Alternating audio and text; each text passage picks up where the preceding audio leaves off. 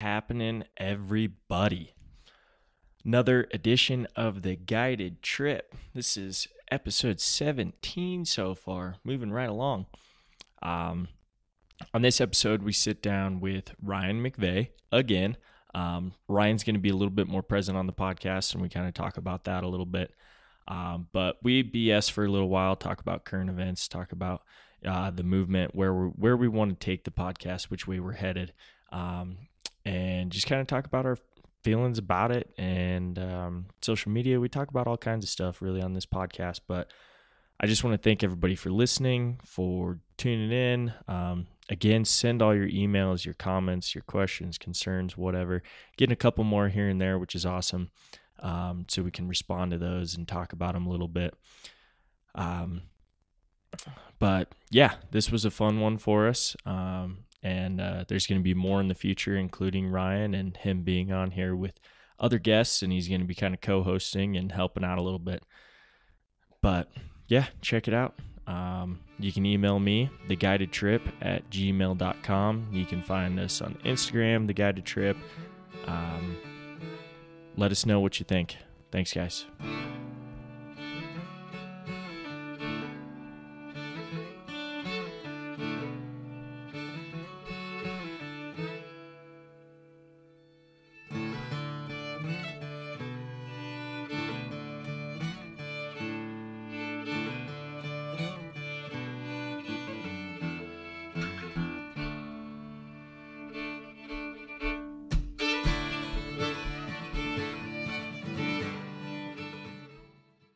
Drink six. I'm like, Doug, you don't know anything about beer drinking.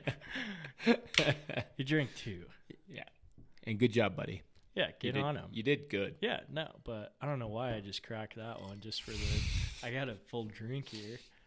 I'm just going to let it warm up a little bit. Yeah. Yeah, the Dane one was like, you could just hear us like cracking beers and spitting into bottles, and it was like, man, this is super redneck. Like, this is... I listened to it and I was just like, man, you could hear all of that, like just us spitting and just. It was a good. I mean, it sounded good. It was a good podcast. I don't know. I know. I feel like I need a cigarette. You can just hear me. Yeah, right. Just blowing smoke everywhere. That'd just ruining this mic for everyone else's enjoyment. Basically, Ryan McVeigh was on the last podcast with Kevin Alexander, and we're gonna bring Ryan on. Hopefully for as many podcasts as we can to just kind of co-host and bullshit and put his word in. So he's here right now, and we're just gonna bullshit a little bit. I got nothing to say, man. So you never really do. Yeah, I don't know why. I don't even know why you bring me on. I got nothing to offer. We were just talking about how one of the best podcasts that Ryan and I did together, we actually did on my front porch. And nothing was recorded at all, but it was like, man, why didn't we have this on, why couldn't we record this whole thing? But we bullshit about low water and it sucked. It was at the end of the conversation, and it was like, shit, why aren't we recording? Yeah, we didn't record any of that. And you can't go back and do it and make it come off natural and make it sound like it was. No, you can't rinse and repeat that one. It's too late. There was too many beers drank. There was too many cigarettes smoked. Can't go back. No, we couldn't go back. I'd already lost my voice by the time we finished, too. It was a good one. Most of the conversations, though, that we have, like either in the vehicle or on the water or whatever, like you just sit down and take a breather for a moment and talk about it. It's like, shit, wish we could have recorded that one. I've had a lot of those. Yeah, that's what Sullivan was telling me. When I first started fishing with Sullivan, just a friend of ours, we'd go... we'd be driving over to Pleasure Park or driving over to Paco, and I haven't seen anyone in weeks, so I just ramble in the vehicle. He's like, I don't know why I wasn't recording you, just rambling for 2 hours. We need to figure that out, get a microphone in the truck or somewhere. Like, I mean, you can do it off your phone. I've done it a little bit, but it doesn't sound as good. No. Well, you'd get a lot of footage, but it wouldn't be a lot of good footage. No. Just mainly just me having diarrhea of the mouth because I haven't talked to anyone in 2 weeks. Just now that we both kind of live out in the country, like it's like whenever we get around each other or anybody, it's just blah, blah, blah, blah, blah, just talking nonsense. Like, what are you fucking talking about? Yeah, man, I'll have a 30-minute conversation about Mr. Twisters with you. Sure. Send it. Hell yeah, let's do this. But we went over to Pleasure Park the other day that we talked about on the Kevin Alexander podcast. Did a little fishing. We actually were just kind of talking about that too. But that place always just leaves me with just a bad taste in my mouth, man. You're always saltier about it than I am, though. Well, like every time I'm there too, I'm just like, why the fuck did I come here? But every time I go there, and I bring this up every single time I go there, but every time it's during the winter. True. It's not like it doesn't fish good in the winter, It can, but you got to catch it on the right days. Well, I mean, and let's call it what it is. We're not going to Pleasure Park to trash fish. We're going to Pleasure Park to leave -10. Right? Leave the cold weather, but it was pretty goddamn cold over there too. It was chilly, but my guide's only iced up every 15 casts rather than every back cast. It was tough. I get bitter for some reason over there. You do. You're salty about that place. I am, man. We come in and you're already we come in and you're just talking about like, okay, well, we might find something. Actually, the truth of the matter is you're usually quiet coming in. I'm the one like, oh, yeah. What if we find that just epic Gunnison River rainbow? And then on the way out, I just talk about how shitty it was. And I'm like, fuck this place. I don't know why I even come here. Like, what are we doing? But I mean, it's entertaining. It's getting out on the water. And right. I was sitting there bullshitting and just like hating it, And then as we're walking out, I'm like, what do I have to complain about? Right. Like, I went fishing today, and that's a high-end problem to have. Yeah, exactly. First world problems. I mean, you said it best. You're like, yeah, we showed up in a brand new truck. We got $10,000 in fly fishing gear. Yeah, we got our hip packs. We got our muffs. Like we're so geared up. Oh yeah. We don't go trash fish, but we got all the gear. It could be worse. It could be a lot worse. But yeah, we went, we did it. We caught a couple fish. I think I caught 3 fish, maybe. Yeah, I think I did better than you. Not a lot better. No, it wasn't like it was much better. But no, it's because I made you stop so I could fish that last hole on the way back. Yeah. So I could pad the stats. Yeah. No, you upped your stats a couple. But not by much. Not by much. We'll put it that way. And then as we're walking out, we talked to some dudes and like, oh man, you should have been here yesterday. It was lights out. And then we get to the parking lot and this dude's just like trashing like little 12-inch fish, like one after another. He was ripping them amped out. though. Oh, he was stoked. That was sweet. I mean, Yeah. we watched for a while and we were entertained by it. You know what? I really, grew up like living in the surfing culture and now fly fishing. If you're a stranger talking to another stranger, don't tell anyone you should have been here yesterday. Just don't do that. You don't do that anything. And the truth hunting, is, fishing, right. surfing, snowboarding. One, they don't skiing. believe you. No. One, they just Oh thought yeah, you, right. Should have been here fucking yesterday. Right. Exactly. Just don't do that. It's rude. No one appreciates it. And maybe it was better yesterday. Yeah, but don't say it. no, It's rude. we're here today, Right. so that's what we have it's to a live rude with. thing to do, and no one appreciates it when you drove 300 miles to have a 4-fish day, and then you tell them should have been here yesterday. We Definitely. trashed them. Yeah. Oh, it's lights out. Like, rip snorting. Like, sick, dude.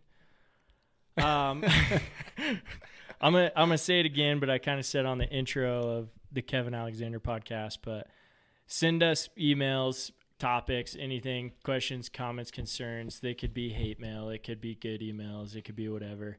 But I do want to talk about one that I kind of brought up to you. I've gotten some good emails. I've gotten people that, great podcast is awesome. Looking forward to the next one. Most of them are good, but obviously you got to reflect on some of the ones that, and it's interesting that you're here. Maybe that's why I wanted to talk about it. Oh, is this a podcast that we had done? So I had a guy email me about a podcast that we did, and he definitely. Wait, which podcast was it?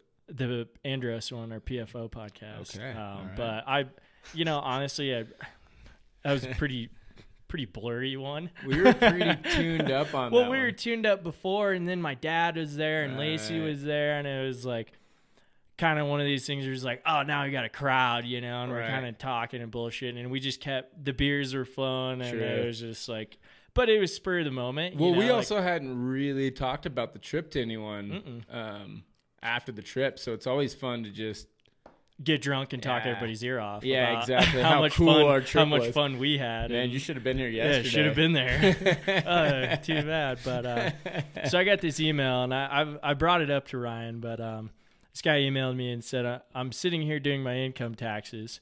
I'm going to stop right there before I go on that. First off, I almost spit my drink out of the mic. This dude's sitting at home doing his income taxes. So this was a while ago that this dude sent me this email. This dude's salty from the start. He was kind of salty, yeah. He was kind of bummed. He's doing. I'm not okay. I'll read the full email here. But this guy says, I'm sitting here doing my income taxes and was looking for a fly fishing podcast. There are no fly fishing content here. Just college stories about bars, crying at bars, and such.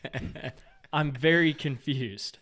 But then he does go on and say, I did enjoy the very brief instruction on high water techniques. Okay. So we talked about high water? No, we did not. Oh. This is a podcast. Okay. So he listened to a couple. Gotcha. Obviously, he didn't stop at the PFO Okay, one. so I wasn't that drunk. I don't remember talking about No, we high did water. not. Okay. This was another podcast, but it was kind of entertaining to me that this guy felt the need to contact me and be like, hey, this podcast sucked. Well, at least he ripped us, and then it's like, hey, by the way, the Great job. one podcast he brought that you us did do was really good. far down. Right. He brought us Right. way down. And then, So whoever wrote that, thanks for the little piece of construction. yeah, I'm not going to, I don't know who the it end. was. He didn't leave a name or anything, I don't think. I'd have to look again. And yeah, not, no name. Like, who and- knows? It could have been somebody I Right. know and just been like bullshitting with and me. not to rip the guy, he ain't lying. No. We talked some bullshit. Yeah, that night. it wasn't hardly about. It was about the experience, Right. and I think that's something that we're going for with this podcast as Exactly. well. And that one was, it wasn't far off. It Right. wasn't that long ago that we did that podcast, but it was still, right. fresh and new, and we were trying to convey a story and try to convey our time that we True. had. And not only did we got a little bit of fishing in, but it was just more about our experience down there, my first time. And Right. Well, and to explain to other fishermen, you spend a lot of money to go on these saltwater trips. And a lot of the times on these saltwater trips, you go for 5, 6, 7 days, and you only get a day and a half, 2 good days of fishing, maybe, sometimes less. yeah, And we're basically saying, if you really just get out there and enjoy the culture, it doesn't have to just be about fishing. No. It can be about other things. Yeah. And for us, I got to show you a whole another cultural aspect. definitely. That And wasn't it just- was a culture shock Yeah. for me. Right, I mean, exactly. it was just kind of a ton of emotion coming over me at Hence the the time. tears. but we don't need to talk about that. Hence the tear. That was the rum, man. You were That was a rum. But no, I've gotten some great emails from people, and about all kinds of stuff. I did podcast with Patrick Blackdale, and I had a guy that's been emailing me back and forth. This is from, let me check here. This is from Jesse, I believe. I wasn't there for that one, by the way. That was a good listen for me. I learned quite a few flies that Definitely. I don't fish on the gunny, which is kind of cool. Yep. No, that was a fun one, and that was kind of the whole point of that podcast too. Right. Is just kind of bring out some flies that people maybe haven't heard before. That us as guides, we like to fish with clients for different reasons. But I did get a good email from Jesse saying that love the podcast. Here, let me find it all real quick. But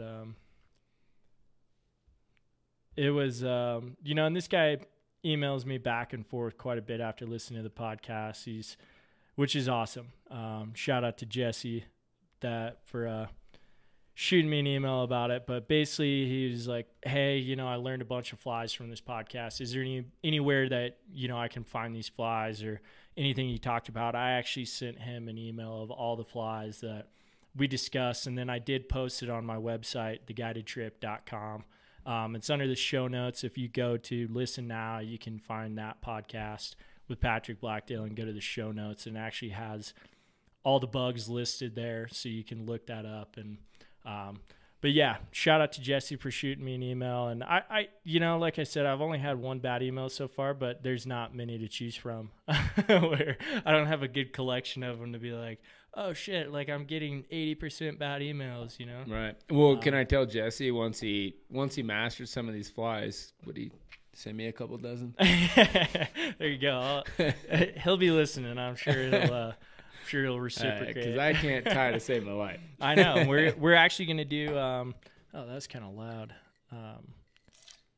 We're actually gonna do a tie night coming up here, just for kind of us boys. This isn't open to the public.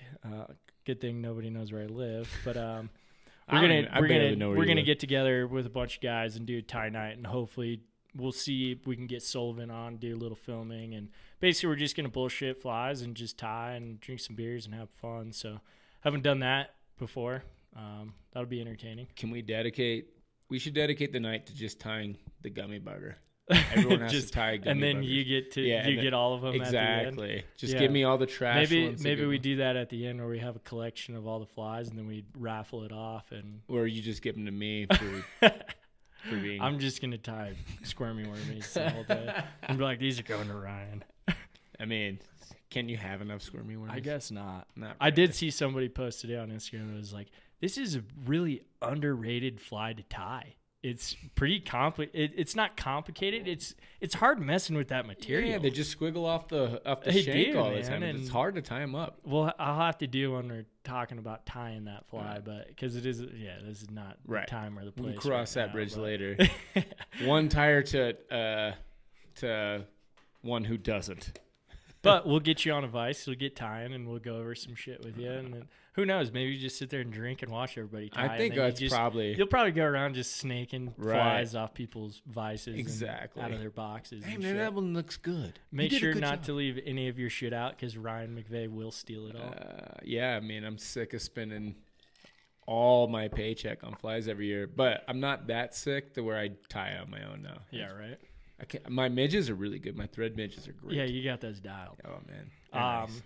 Speaking of Andros, we both listened to the Meat Eater podcast, the latest one that he posted, about I don't want to screw up his name, but I have Chris Dombrowski, I think, is the author of this book. It's called Body of Water, and it's about bonefish and the economy that the bonefish bring, the money that comes in, about some of the guides out there. I haven't read the book yet. I'm going to try to get the book, read it. We'll see. Certainly. But it was an interesting podcast, and, listening to that, we talked about it a little bit before we got on here, started talking. But, right. I mean, your feelings of that, you're kind of like, well, I wish I would have heard more of, this or... Right. I mean, for me, it's interesting too, because I'm listening to, I go to Andros a lot. You went to Andros with me. When you go to Andros, you hear about, a lot about the McVeigh family, the McVeigh gotcha.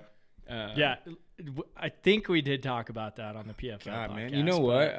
The McVeigh gotcha. Yeah. That is, I mean, that came from your family. Yeah, it's an all-time fly. It works on I've caught everything from bonefish to barracudas with it. It's a pretty impressive fly. I've even had Mahi look at it. They talk about the Crazy Charlie, right? And, I mean, you brought up it's a different. You're in the same area, the Bahamas. You're in the same place, but on different islands, you're going to hear of different things. Well, you hear different lore, different superheroes, if you will, that brought the fly fishing game to Andros. So where I'm from, we talk about my Uncle Jimmy and my Grandpa McVeigh, and we talk a lot about, Charlie and Smith. You talk a lot about the Bang Bang Club and things like that. You don't hear a lot about the other guys that were huge on all the other Bahamian archipelagos. There's tons of places, and there's tons of places to catch good bonefish. So bonefishing was huge, not just in Andros, which is what we talk about the most, because that's the only place. That's what we know. Yeah, it's the only place I can afford to go. I can't do trips to anywhere else. But yeah, it was interesting listening to the podcast because there's so much more culture, bonefishing culture, permit tarpon culture than I really knew. And I'm not the authority on the matter. I don't know much. Yeah. I know what I've been told. And you hear about these guys on small islands, and they have singular ideas of what their experience is. Mine's the same. I just happen to have the experience on the biggest island. And I mean, the author Chris, he kind of talks about a couple different islands there. He does mention Andros. He does mention some other places and some other people. But the guy he was talking about, which was an interesting aspect, was, again, I haven't read the book, so I don't know. I'm just going off the Meat Eater podcast with it was Steve Brunella and April Vokey was on there, and there's a bunch of different people. But he talks about David Pender, and he kind of talks about that guy starting this whole bonefish business almost. With the guy from Florida, Money Man from Florida, right, who wanted to get this going. And he does mention the drug trade a little bit, but yeah, you did mention to me, like, oh, man, I wish they would have talked about that more, just right. how big of an aspect it was. Yeah, exactly. I mean, you talk to my dad, you talk to my Uncle Jimmy McVeigh, Ted McVeigh, you talk to my grandpa. I mean, the drug aspect down there wasn't something to, snuff at. It wasn't something that you could just push out either. Yeah. I mean, these guys are running go fast boats, airplanes. And I mean, you're so close to Cuba. Right. You're really close to Cuba, and you have this really remote areas, on the west side of Andros that you could do pretty much whatever you want. I mean, obviously I haven't read the book, so I don't know how much, that's just an undertone or how much he actually talks about it. But that culture was alive and well. I mean, we talked about, I think the coolest part, I mean, was just kind of sitting down, at the Nemore house and, talking to Cole and, talking to Floyd, right? And Floyd Nemore, and talking to everybody about these different stories and about the drugs and, everyone walking around with big pockets, they had big deep pockets at the time, because they're helping out with the drug trade and about, not to throw anybody under the bus, but it's like that was part of their culture at the time. Absolutely.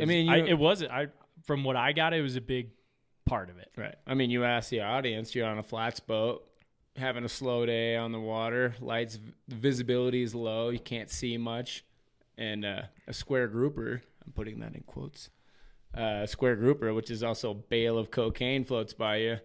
I mean, what are you going to do? What do you do? Of course you're going to grab that. I know what I want to do. Well, you don't grab it all because your boat can't float it, but you could take a corner. But, yeah, I mean, we don't need to go back on the PFO podcast too much. Of course but, not. I mean, it was an entertaining one to listen to and just kind of, I mean, obviously the first thing I thought of, I was like, oh, man, that hearing some of these stories and hearing about some of these people that are icons in the bone fishing industry in Andros or on the Bahamas Island, is pretty unbelievable. Right. So, yeah, hopefully I'm going to get that book and read that. I mean, it's winter. And what else I got to do? I look forward to it. It's cold and prospects of Andros are bleak in my future. So, I'll probably read about it instead. Yeah, I just want to go back. But it's like, man, it's a haul, dude. And it taps you out a little bit. Yeah, well, and it requires some real money. We do it on the cheap, but it's still, it does, man. I mean, it's still pretty pricey. You have an idea in your head what it's going to cost, but then at the end of the day, you're like, fuck. Well, I mean, I think that's how you do it every fly fishing trip out of the state or out of the country. Yeah, take what you think it's going to cost. I mean, they talk about it like they were talking on the Meat Eater podcast. Like most of these trips are, it's going to be around $800 plus, right? Yeah. It's going to be around $800 for you to go out on a day. Like that's one day. And what do you charge in a day? We charge, I think it's 2-person like half day float. I think it's like $450 maybe or something like that. $450 for 2 people on your boat? Yeah. Okay. So I mean that's still a good chunk of change, I mean, I definitely had people on my boats that are like, hey, like we saved up, for this trip. Right. Especially like we expect this out of it, and that's tough. It's a lot of pressure for a guy. Oh yeah. Especially when they come out with that, it's not like and they did talk about this a little bit in that Meat Eater podcast right at the beginning. They talked about tips and kind of how you tip people. And I think it was, I don't know. Yeah, I can't I've recall listened to so exactly. many now lately. Well, I mean, you but- remember in Andros too with us, like that was a big issue. You know, we're friends and family are are pulling us, so it's a little cheaper, but we're still wondering like, what do I tip? So I'm calling, you know, I'm asking my cousin Cole who lives down there, like, well, how much am I supposed to tip? Yeah. And it's still a lot. Oh yeah, it's still a lot. And I mean, I think we undershot it a little bit at times too. I mean, these guys are working their asses off, and it's like, well, shit, you know, Right. like we're gonna go fish for the next 3 days, you know. And, We're also blacking them out at the bar. oh yeah, exactly. We're paying for them at the bar, and you know, we're buying everybody drinks. I mean, we did talk about that in our Right. podcast, you know, our how big our bar tab was, but. Yeah, so we're Out providing with the old. Yeah, we're providing, you know, certain things too. But I mean, yeah, that was a tough call for us. Where it's like, shit, man, you know, like I've never really taken a guided trip. I do guided trips all the time, but like, Right. what's the difference? What's this going to cost me? Right. Well, do customers talk about like, you know, like with skiing, you know, we're always like, oh, well, 40 is or 60 is the new 40. Now 90 is the new 60. Yeah. Now, well, I don't even know what it costs a veil. $209 Yeah. is the new 90. I mean, Dane and I talked about it a little bit, you know, about our tip and what we expect, and you never know what you're gonna get. You can't. That's the hardest part is like you can't judge the book by its cover and be like, this guy's not gonna tip, right. you know, or whatever. But like, if people ask, I'll tell them straight up, be like, dude, you know, like I'm looking for at least $100. And that might, and I thought about that for a long time. Especially if you see some fish. Oh yeah, I've thought about that for a long time. Been like, it used to be like, oh dude, you know, $50, you know, $50 is good. And then after year after year after year, it kept going up. Like, dude, $70, Right. $80, and now it's like, it you know, straight up, it's like, dude, $100. Right. Because if you think about it, you know, and Dane and I do touch on this a little bit in our podcast, but like, it's like you're paying for gas, you're paying for flies, you're paying for snacks, you're paying for water, you're paying for Gatorade. Depends on how stingy you want to be, you know, and if you want to buy snacks, if you want to buy Gatorade, if you want to buy certain things, but it's like we're providing a service and we're providing all these things for you. We don't get a lot of that $100 back, Right. you know. So if we get $150, we might make $40, you know, $50, Right. because we have a lot invested into How many it. clients, and I don't even know if these clients are saying to your face or if they're talking about it behind your back, but how many clients are like, well, dude, I just spent I know. $460 on a float. You expect another $100? I've definitely when I worked $560. at other shops, I definitely like they used to charge for flies as well. So like as many flies as they lost, they had to pay for as well. And that used to affect the tip on the guides too, because they'd get to the shop, you know, and settle up, and they'd be like, "Well, I'm not going to pay $60 for all these flies that I lost," Right. which is BS. They shouldn't have to. It should be included in the trip. Agreed, by the way. So you do have some people that are like, you know, like they show up and you're like, this dude doesn't have any cash in his pocket. Like you can just tell. But they show up and they're like, well, we just shelled out, you know, $450 for this trip and we only caught 5 fish. And like, Right. why should I tip you $100? You know, that's BS. Right. But if they ask, they're willing to pay it. Right. Exactly. And if they're just curious, just, you know, and that, to be honest, is the best thing. You know, True. and I mean, if somebody's going to ask me, I'm going to tell them straight up. Like, $100, dude. I want 100 or more. Why don't you just say $300 and then Right? and then Go maybe down from 100 there. is reasonable? Bargain a little bit with them. Like, Like, oh, dude, I got out with a steal. Only had to tip the guy $100. that'd be tough, dude. But I mean, it's one of those things. Like, if you do a half day or a full day, it's not like you're making any more money. You know, Right. you're not going to get tipped more. Everyone thinks that, but like you don't. Right. You're getting $100. Right. And if you provide a service, if you provide a good time, if you provide an experience, if you provide fish, if you provide teaching and, you know, teaching people how to be stewards and all these different aspects that they might not learn from where they come from or being in the city or whatever, you know, I'm not saying everybody comes from the city, but they just might not learn these things. And if you can Right. teach them something or show them something that they've never seen or never learned, then it's an experience. Right. And that's what it should be. It shouldn't be, I need to catch all the fish. But you get guys like that all the time. Right. Well, and a lot of those guys are pretty easy to peg too. They already emailed you like, Oh yeah. we're very proficient. They've called you 4 casters." times, you know, and they're like, "Oh, dude, we're experts," Right. you know, and you're like, "Great, I'm getting beginners Right. tomorrow." It's true, man. No, exactly right. showing up with no gear, no knowledge, and they'd already told you that they're here to chase big fish. Yeah, and that's all we want. We want big fish. Like, dude, well, it's up to you, man. You're gonna have opportunities, you know. Like, I'll put you there. I've had people, dude, who, like, I've had some good guys. I take every year. We have a great time. Right. Like, taking them 6 years in a row, 7 years in a row. Like, great time. And you can watch them progress as fishermen, which is a lot of fun. And you're like, cool, you're getting better. You know, you're learning. And, like, but I've watched them miss, you know, 20 to 24-inch fish, you know, time after time after time. And you're just like, dude, you know, like, they were there. Right. Sometimes it just doesn't work. You're not going to catch them. Yep. I put a dude one time, like, great guy, love him. Like, we go out to lunch every time we fish together, have some margaritas, you know, BS, and, like, cool dude. And every time we go out, like, well, not every time, but I took him out once, him and his son. Every time I take him and his son. That's what I was getting out there.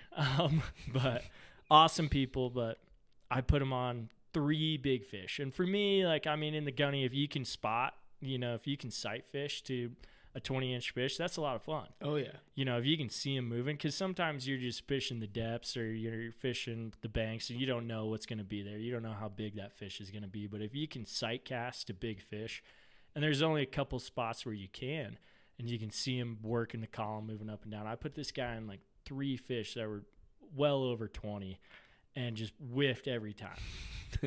But we laughed every time, and it was like, hey, man, you know, you had the opportunity. You Right. fished with me a long time, but you had the opportunities, and we can laugh about it and be like, hey, we missed them. They're gone. Yeah. And you always have to appreciate the clients that are okay with that, you know, that aren't, you know, also the guides that don't destroy them for it. Yeah. There's exactly. nothing worse than spending a lot of money to have your guide just beat you up the whole day. Like, Dan and I talked about that too. Right. Yeah, it was just like, just don't kill your clients. No. You know, like there's no point. Yeah, it's hard on morale. It's not as fun. Like, makes the sandwich taste worse. Yeah. I do want to clarify something from our Kevin Alexander podcast. I texted you on it, but sofa pillow. Oh yeah, right. I feel dumb about it, but we were both kind of sitting there like, what the fuck is a sofa pillow? I But did not know. It's just a large stimulator. I had to look it up. I won't lie to you guys. I had to look it up. I was like, what the fuck is he Well, talking Kevin about? just But- mentioned it like it was all like everyone knew what a sofa everybody, pillow and was. probably a lot of people do, Right. you know, who fish the salmon fly. Like, there's other ones that I've heard. Like, I think it's like cat puke or cat vomit or something like that. That's a big Okay. salmon fly. There's a ton of them, but yeah, I was kind of like, when I looked it up and saw it, I was like, oh, it's just a stimulator. You could have said a large, like, number 6 stimulator. That reminds me of way off topic. It reminds me of a conversation I was having. I was in Denver, and I was talking to my little sister. She doesn't fly fish. She doesn't know anything about fly fishing. And I was like, yeah, I'd really like to take a couple hours here to go down there and chase some carp. But I need to go to Trout's to go find a carp fly. She goes like, well, what's a carp fly? And I'm like, I don't know, something a carp eats, all the things that they root up the bottom. Worms. Right. Worms, crayfish, I don't know. Mop flies. And my sister didn't miss a beat. She was like, well, did they tie a loogie fly? I saw a carp eat one of my loogies. Nice. That's pretty good. They're trash fish, but Apparently they're pretty difficult to I got catch, 2 too. things now. Once you brought up that carp, I got a client who moved to Arizona now, and he strictly fishes for carp, like just around the canals and ponds and whatever. And he's learned to carp fish. I and- want to do it. Oh, dude, he's like, and he'd probably tell you too, like, awesome dude. Same thing. Like, I take him and his wife out every year. Awesome people. Dell, shout out to Dell Duncan.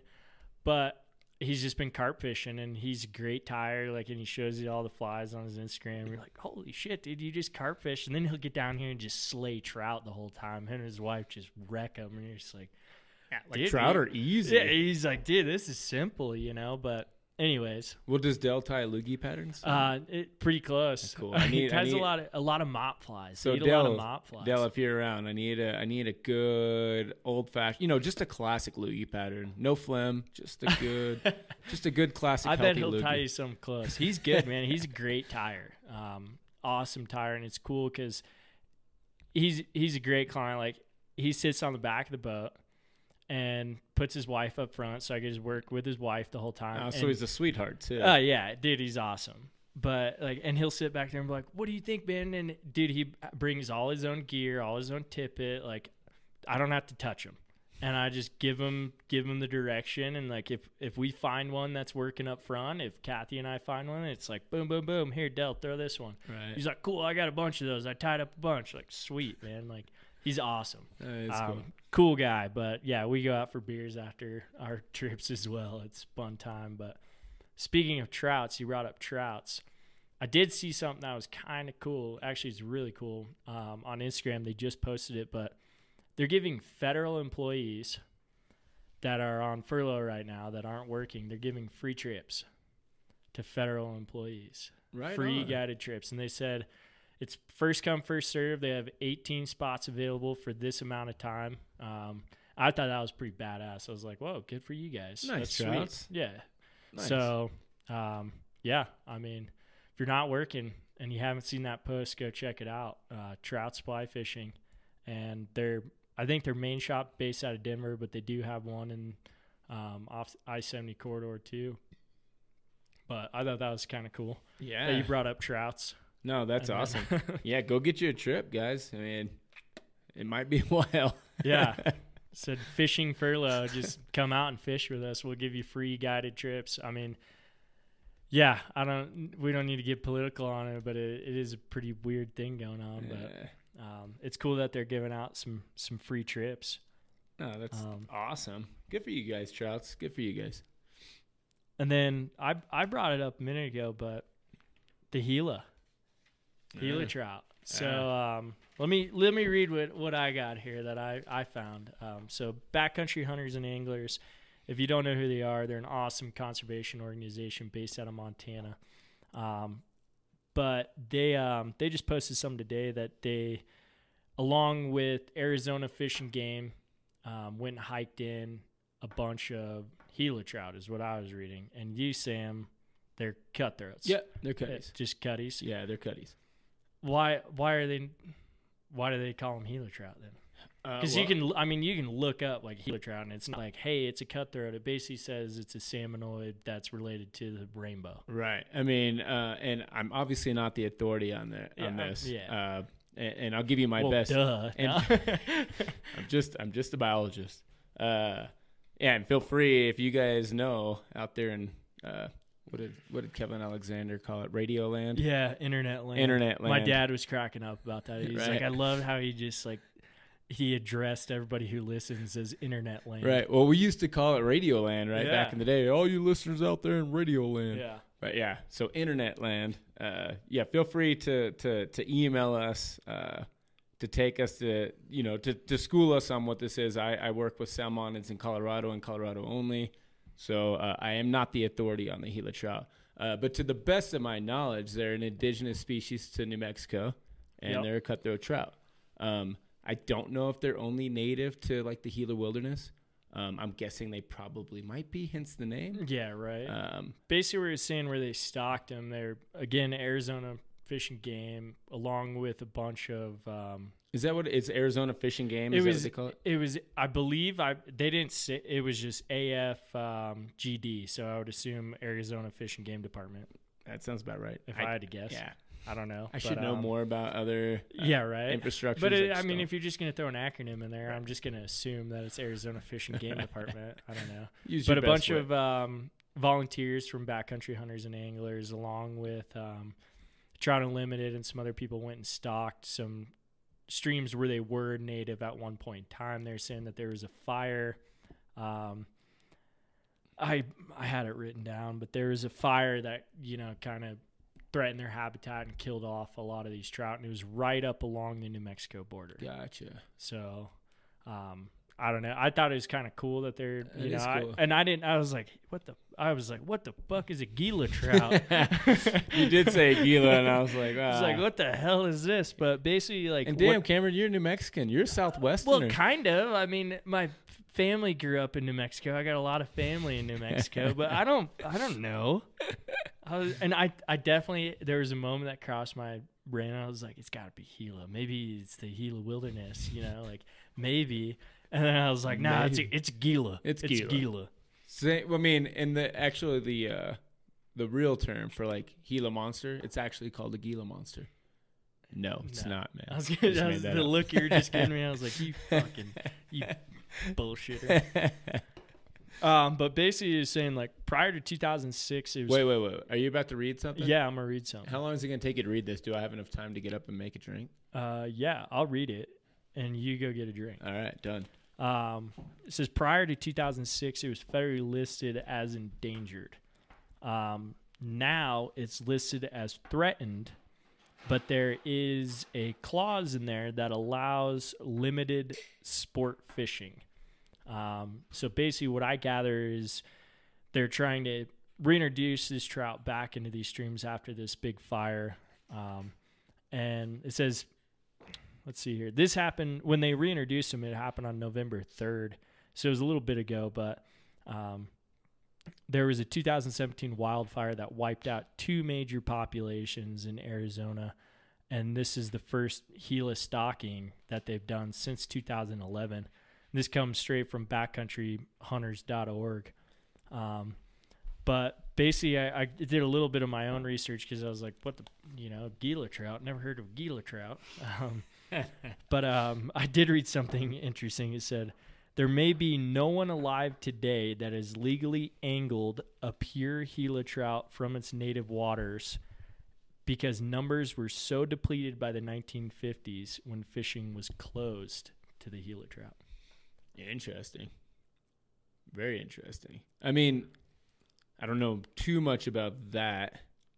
By the way, folks, my cocktail came out great. Thank you. It was just kind of interesting to me, I mean, yeah. I mean, this is something that we do all pretty often. For instance, a good recent example of that is the Hayden cutthroats. Yep. A greenback cutthroat found up Hayden Creek. There was a From Hayden Fires? Yes. Okay. Yeah. So there was a big fire up there, obviously. Don't look at me like I'm stupid. I'm just, people might not know that there is a huge fire back in whenever it was. Now we got to look it up. But continue. Yeah, I think it was 2 years ago, maybe 3. Not much more than that.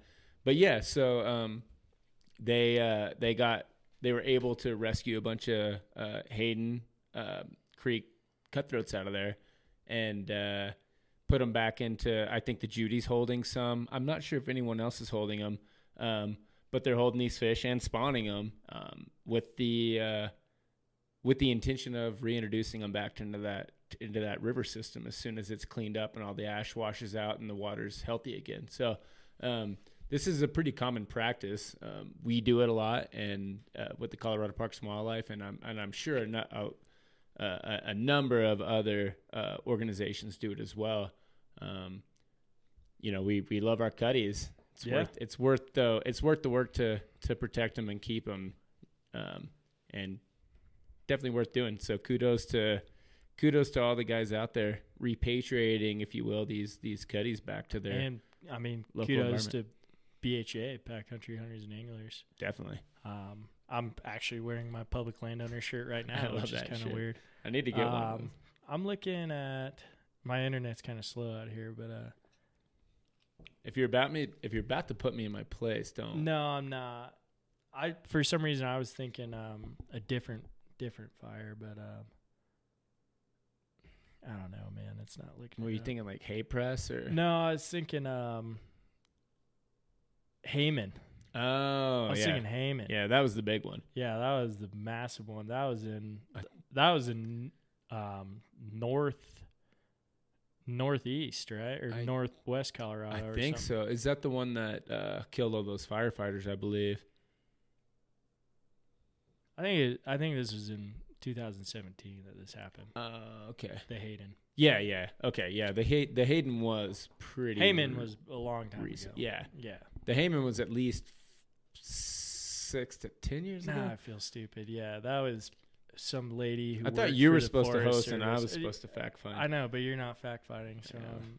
I'm trying. But we don't need to look up the Hayman fire. Everybody knows what that was. Right. Not everybody, but that was a Yeah. huge fire. That It was definitely in some crazy area. I mean, there was was a definitely bad fish one. populations that were destroyed from that. I mean, there was an area. Absolutely. We called it. I guess it's North Park. Mhm. We used to fish. It's blown up now, but we used to fish this place called Big Cricks Reservoir, and it was actually spelled cricks, not creeks. Nice. Because like I used that. to make fun of my dad all the time because he'd say crick, not creek, but it was actually Big Cricks Reservoir, and there's 2 reservoirs up there. But That's cool. it's kind of where I learned a little, quite a bit actually about fly fishing is on these reservoirs. But we used to actually go and take a drift boat with the trolling motor, and we'd tie belly boats to the back of it, and we'd go drive all the way to the creek inlet early in the morning, like 7 in the morning, hike up the creek with our belly boats, go up to the upper lake and go fish the upper lake. And it was a lot of fun. That's a pretty clever way of doing it, actually. Yeah, That's because so there sweet. was a trail, and we did the trail once with the belly boats, and I was probably, last time I was up there was a long time ago, but when we used to go up with the belly boats, probably 10, maybe 12, and yeah, we did the trail one time, and like I wasn't having it. Right. My dad was trucking, and we had to strap belly boats to our back, and I was just not having it. Like, this fucking sucks. Like, what are we doing? Kids aren't gung ho about that. No, shit. so he was like, "All right, next time we go, we're just gonna hike up the creek, and it's gonna be way easier." I don't know if it was easier or harder now that I think back on it, but that creek had a ton of grayling in it. I never caught any, but I think the state record grayling came out of that creek. Really? Mhm. Huh. I'd have to fact check that one too, but That's cool. yeah, it was pretty wild. I mean, my dad always used to tell me like, "Hey, there's a chance you're gonna catch a massive grayling out of here." But never did. I caught some nice fish out of there, but Yeah, I remember catching some big grayling in Alaska, but a big grayling there was like maybe a pound, Like to this day, I still never caught a grayling. Oh man, we when I lived in Alaska, when we were doing our protocol floats, I got sick of eating trout, so I started eating grayling, and I personally think grayling are better. Pretty good, yeah. Dude, I think they're really good white meat. I can see that, yeah. thought they were pretty tasty. So everyone's eating rainbows and browns. I'm like, I don't want these, unless you have bacon and garlic mashed potatoes. Big Creek Lake, dude. Oh, so you're right. Yeah. How big? About to find out if my internet would pick up here. Is this where we have a lull while we search? We don't need a lull. We can't have lulls. No lulls and talk Here's radio. species. Well, this is kind of interesting too. We can just touch on this, but state record rainbow came out of Gunnison County, Morrow Point Reservoir. I did know that. 19 pounds, 10 ounces.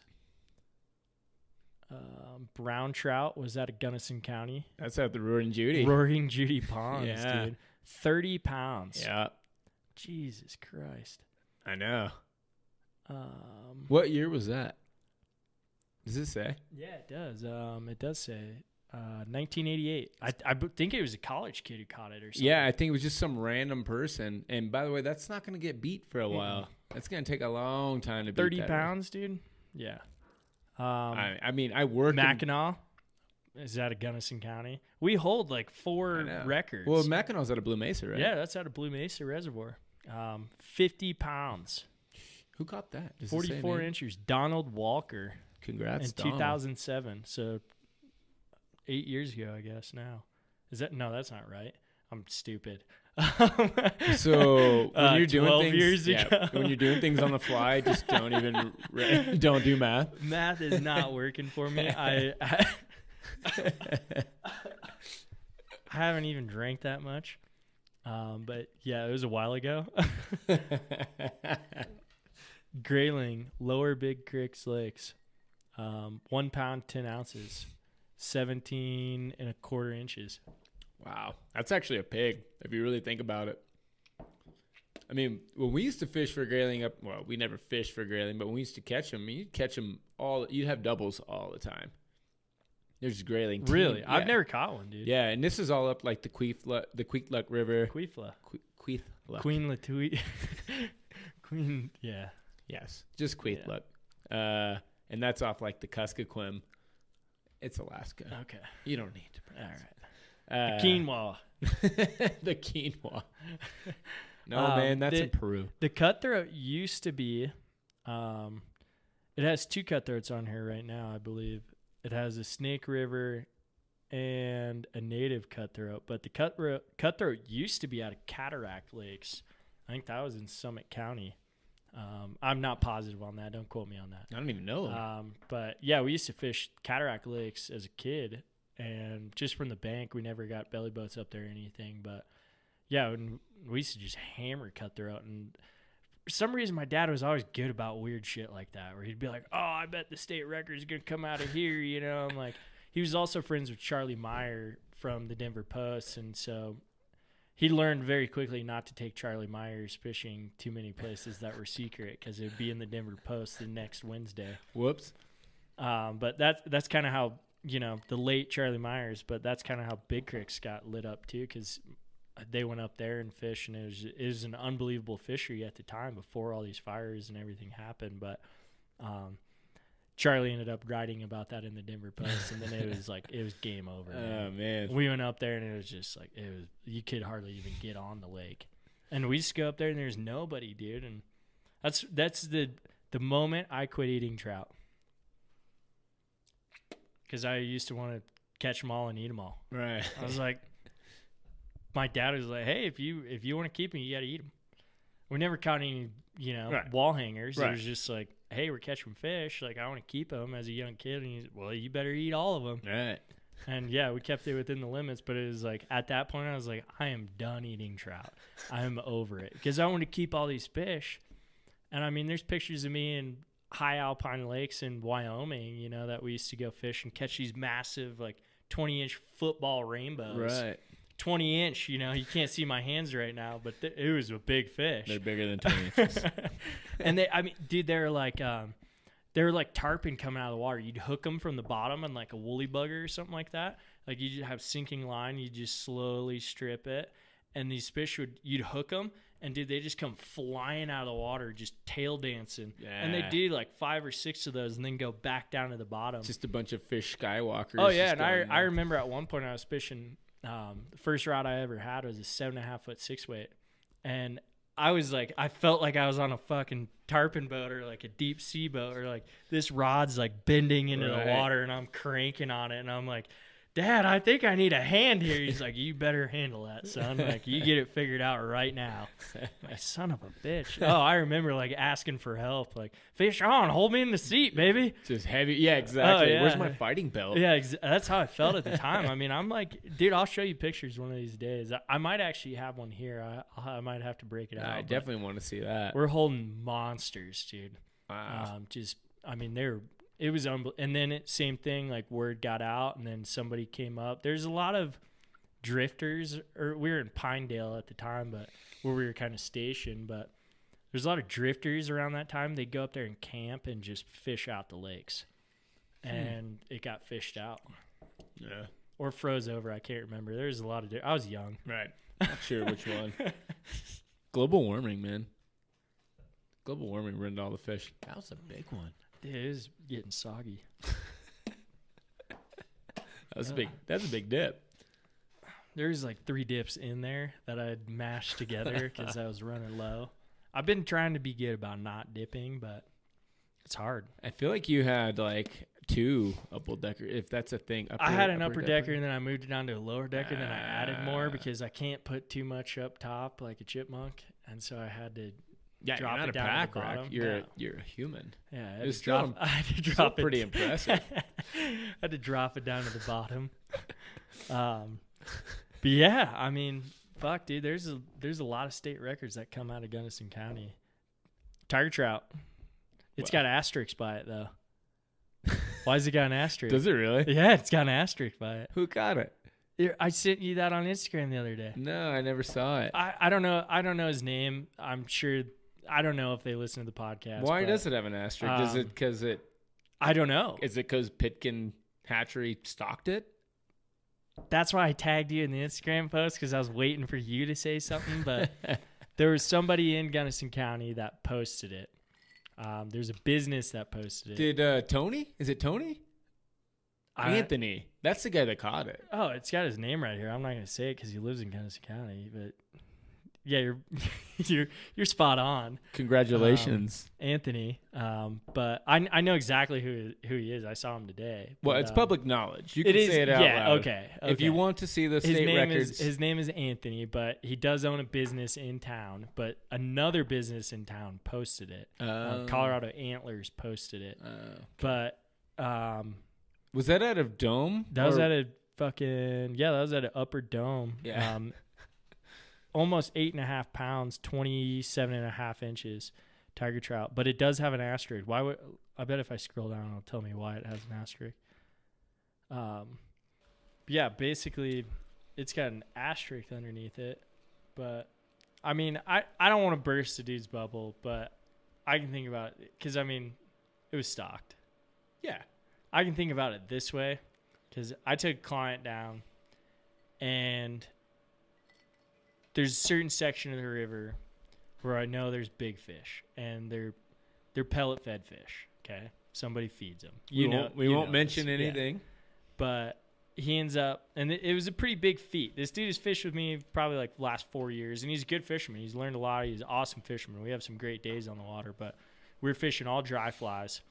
And he ended up hooking this fish out of the back of the boat. He had a buddy up front, but hooked a monster rainbow, okay? I know it's pellet fed. I know where that fish came from. He doesn't, okay? Ends up landing we measured 27-inch fish, 27-inch rainbow on a dry fly on 5X fluorocarbon. Luckily, it was low water, and I could pull the boat wherever I needed to. I got out of the boat and just started pulling the boat. I was like, dude, I'm taking you wherever this fish is going. Oh, you're I was swimming. Just dragging. You're the swimming anchor for line. that fish. Oh yeah, hell yeah, I was swimming. I had the net in hand, and dude, I chased this fish probably 200 yards down the river before we got it landed. But okay, this is a pellet fed fish. The dude goes and fishes with another guide from a different company in the Gunnison Valley the next day. It was something related to one of his friends had booked this trip. Right. He told me, he's like, dude, normally I fish with you. He's like, no offense to you, but this other dude booked this trip, and I'm supposed to go with him. And so that I guide him again. So this dude fishes 3 days in a row. I guide him again on the third day. And immediately when he shows up to put in, he goes, okay, I got to know something. I was like, oh, great, here it comes. And I know what's coming. And he's like, the guide yesterday, not naming any names, but the guide yesterday told me that was a stocked fish. And I was like, well, it wasn't a stocked fish. And maybe at one point in time. Right. But I was like, it wasn't stocked. And he's like, well, he said that, like, those fish are always there and they're huge and, like, they're easy to catch. I go, well, they're not. That's true. I go, they're fed. Let's put it that way. Right. These are fed fish. Okay? Somebody goes out there and feeds them. You know all about feeding fish. They grow a massive amount in a short amount of time, and they usually don't go too far from where they're being fed. Would you? And we had caught it at a right point in time where turns out they had just been fed. So they were looking up. And so this dude I wasn't planning this. It was just a happen chance that we came by at the right time. We threw a dry fly in there. The dude hooks it, and we ended up landing it. I told him, yes, the guide that you had yesterday was perfectly correct. But you know how many of those fish he has on his Instagram, of him catching those? Right. I was like, the fact of the matter is you caught that fish on a dry fly 5X. on 5X. And it was probably a 12-pound fish. You had to play that fish just right. Yeah. Anything goes wrong, you lose that fish. And he did it on it wasn't even like my rod with my reel or anything. It was his own setup. It's not a great setup, but it does what he needs it to do. And the guide, he goes, well, the guide yesterday, he goes, I can't believe he even let you fish that rod. You caught that fish on that rod? I was like, dude, your rod's fine, dude. But I can equate it to that, okay? This dude caught a state record tiger trout. It was a stocked fish. Yeah. But he still caught it. Well, so tiger trout do exist in the wild. They're very rare. So it doesn't happen all that often. So odds are if you're catching a tiger trout, period, it's not a wild tiger trout. That concept doesn't really exist. Like I said, it can happen, but it's super rare. So you just assume if you're catching a big tiger trout, it was stalked at some point or another. It was spawned deliberately at some point or other. The fact that you caught a state record is awesome. Epic. Oh, the asterisk is just new to 2017. Okay. So they updated it and they put an asterisk in there. It's 'cause it's a brand new one? Yeah, it's a brand new one. Okay. So he was. This was caught. I mean, yeah, in 2017 So for the record, Anthony. or 2018. I think it was last summer. It's good to know the asterisk summers ago. wasn't because you're blood doping. Yeah, it or wasn't using steroids. Yeah, you didn't hit a home run and break a home run record. You broke a state record, but you weren't using steroids. Do we need to bring Anthony in and measure his head Maybe. and do a UA? I didn't want to call the dude out on Instagram, but I tagged you in it because I knew I was like, that was a stocked fish. But Of it's course fine, it is. dude. If I caught a state record fish and it was stocked, fuck yeah. We also, we all work for the division. I'm talking about wanting to go out there too to chase him. Oh yeah.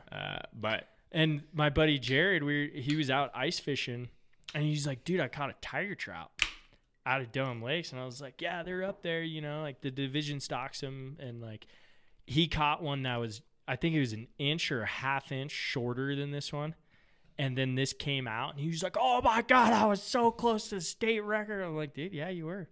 You're very close. And just to let people know, there are more state records out there. we have the biologist here that stocks them. There's bigger ones, meaner ones. They're there. So Humpier now ones. it's just going to bring an influx of these trophy hunters to Gunnison County. And oh my God. Good luck. Godspeed. Yeah, right. I mean, you told me you had was it tiger trout spot or golden trout spot or something, but I remember when we first kind of hanging out, you're like, oh dude, I got this spot, you can go catch tigers, or I can't remember if it was goldens or tigers. I And bet you're you like, can't even tell me. I no, told you I can't. again. I can't. I told you again. You told me twice, and I can't even remember. The first time we were at the bar, and we got all tuned up, and then I told you something, and then I was like, all right, I want your tiger trout spot. And you told me, and the next day I was like, shit, Right. can't remember. Man, you're going to have to give me another one. Yeah, I gotta you know all the spots, dude. I can't tell you anything secret on here. Anything I have that I think is secret, I'll kind of mention it to you, oh yeah, I know that spot, I fished it. And Well, oh fuck. I'd listen to you and your buddies talk code, and I'm like, please, guys. You Yeah, do know I please. work out here. I work for the division. I know exactly what you're talking about. If you're going to talk code, just don't, because I'm going to figure it out. Yeah, there's no way of getting around it. But you do owe me a spot. I do owe you. For the third time, I'll give it to you. I know. I'll give it to you tonight. I think we were in the truck the other day. when If you get told me. drunk enough tonight, I'll give you the spot again. Yeah, who knows? I might have to get that out of you. I might have to drink all the beer I'll give you to one get hit. it out of you. Water flows.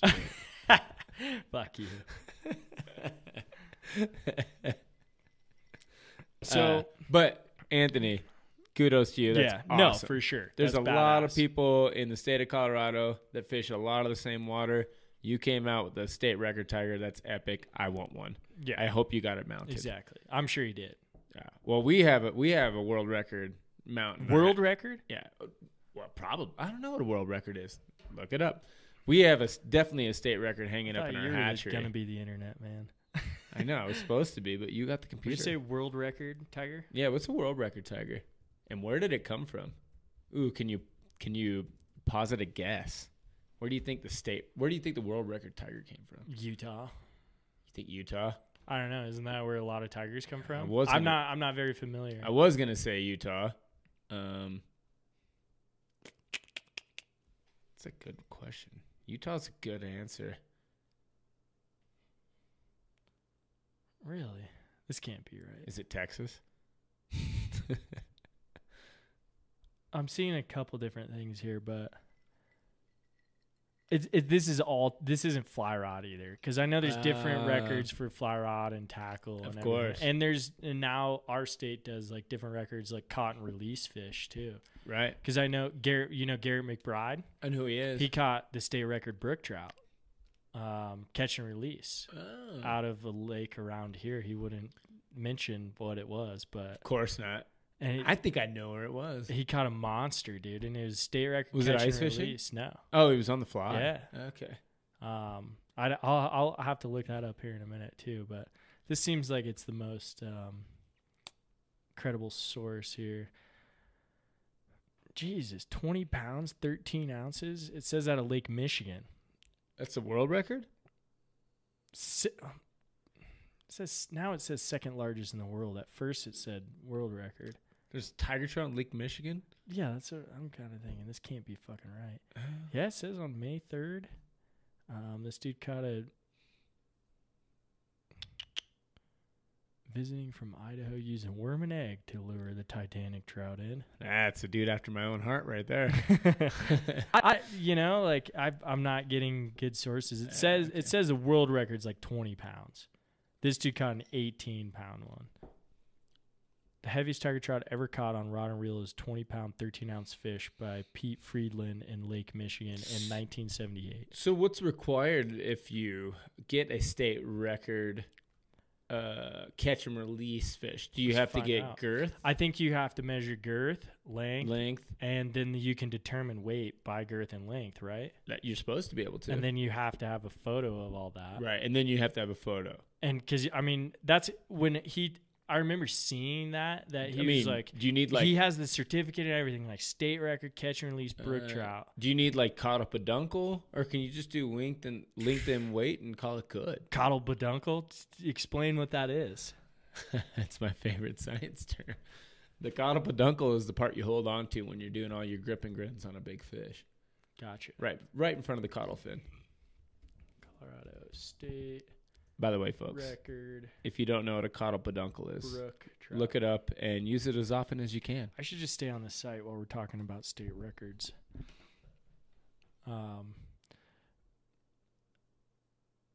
There's a catch and release one. I know there's a catch and release page on the Colorado Parks and Wildlife. Sorry.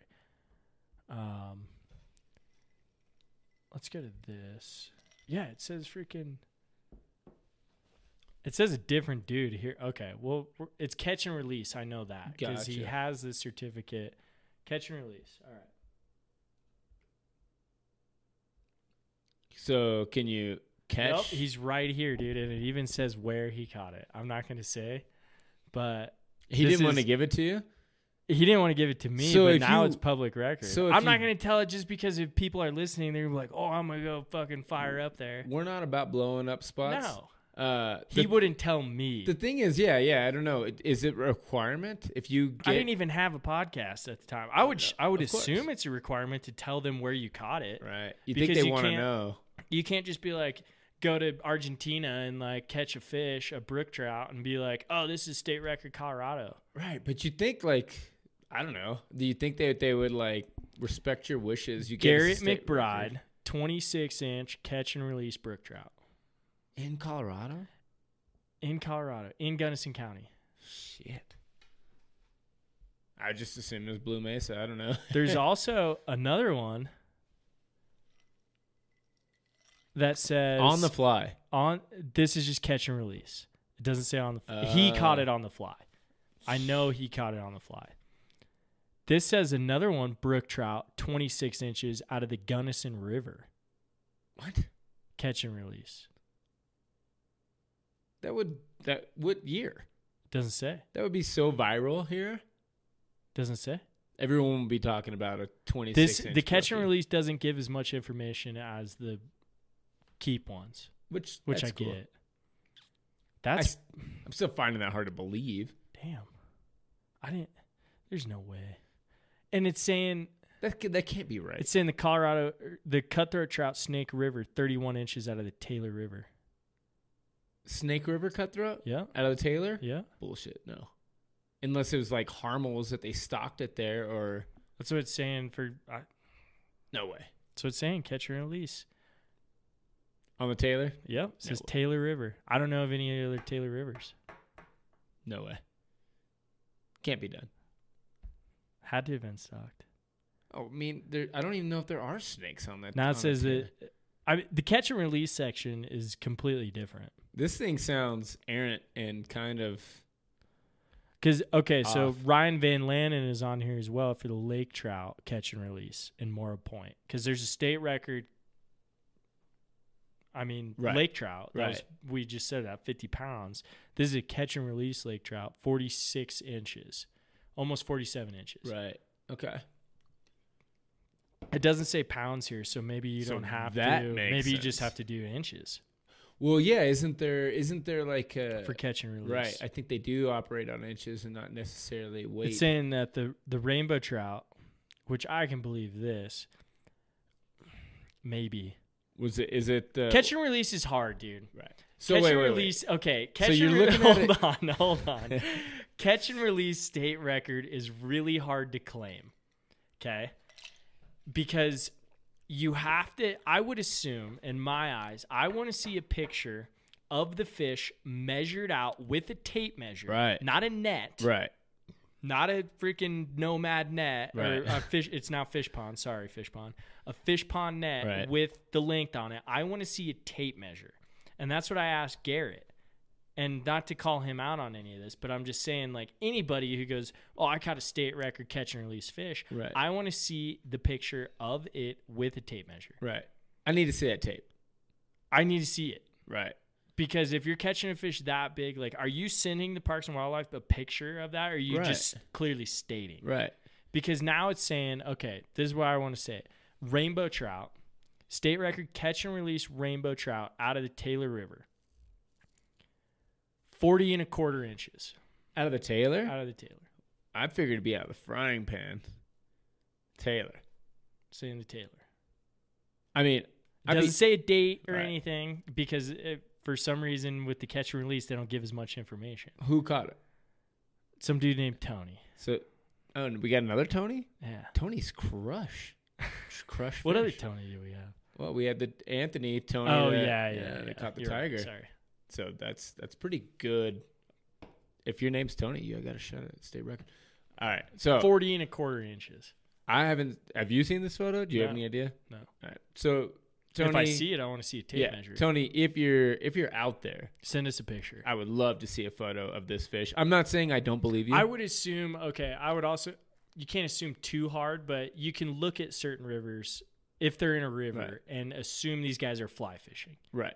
for a certain river. Maybe not, but assume. Right. Like the lake trout, we know wasn't on the fly. Of course. We know that. And we know who Ryan Van Lanen is. Right. So we know it wasn't on the fly. Right. Not to discredit that. No. But I mean, let's be honest. was this fish, Right. do you think the rainbow? Yeah, let's call out I'm not going to say his last name. Yeah. We're not calling you. We're not calling you out. We just want to see it. We wanna and see we'd it. like to know, just Yeah. out of curiosity. And by the way, props to you for that fish. And That's a monster. and I'm dude. also not. I'd like to see the date, though. Was it like 1970s? Right. I mean, I can tell you this much. I've looked off past the wire, where you can pull off and look over the dam. I looked off over the wire and looked in, and I have seen fish that Maybe that's why we don't have a photo. that are 40-inch fish. So I know they're there. They have to be. Oh, I've there. heard tons I've of seen 'em. stories. I've seen them line up against rocks, and I've heard tons of stories. and those rocks are too big to not tell the story of how big the fish Just is. People going in there on just crazy missions. You Like, can't dude, I'm do going it. to catch a monster. You can't At do it. night, usually, when they go for it. I don't but- think you can do it. No, there's got to be motion lights. There's got to be all kinds of shit. down You're there. busted if you go Yeah. try to poach that water. But that's the thing. Okay, so But say high water, when they start pumping water out, it might push But one of there's- those 40-inch fish back. there's one of those, it's one of those things where if you're going to say, like, let's say you're just floating the Gunnison River and you're like, hey, I caught it, or the Taylor, or fishing the Taylor, or fishing the Gunnison, or Right. fishing the Lake Fork, anything around Gunnison County, anything that we hear about, and somebody goes, hey, I caught a 30-inch fish. Show me the picture with the tape. Instead of a video of someone holding it up out of the water. Like, you can't grab that fish by its tail I don't know, for everyone out there in listener land. in internet land.